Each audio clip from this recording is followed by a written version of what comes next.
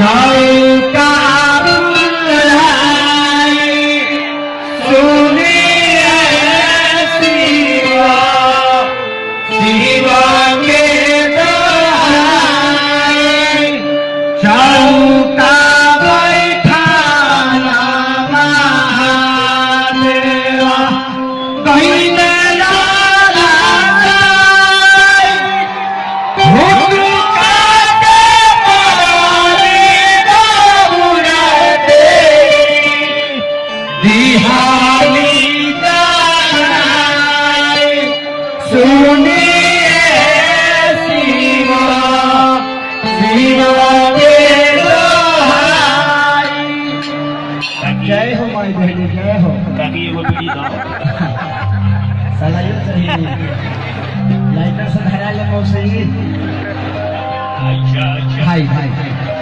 ऐसे गीत हमनी के आज भी समाज में होला।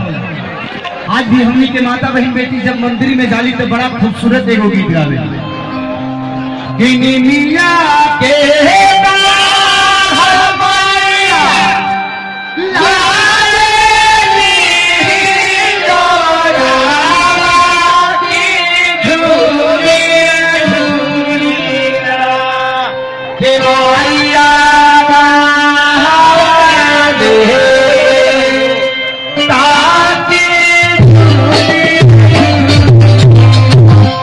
के आज भी हमें के आजकल के जो लड़के बारी सचीज पाइप पहन ले तारी सब मंदिर में थाली सजा के निकला तारी सजाना का बतारी कि ये दिल आशिक माई मंदिर छोड़ के भागल बड़ी चावरा में अभी करे दिल आशिक भइल हमार जहां भइल के गुजरात वाला भूकंप था बिहार में हो जाएगी। ऐसा स्थिति में भाई लेकिन आई एगो औरत अपना पति के करतूत देखे का कहती है कि कहाँ भी दमन होना कहाँ भी दमन होना कि नहीं रही जाए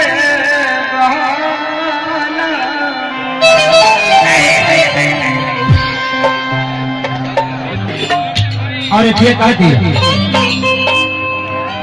वाह 1, 2,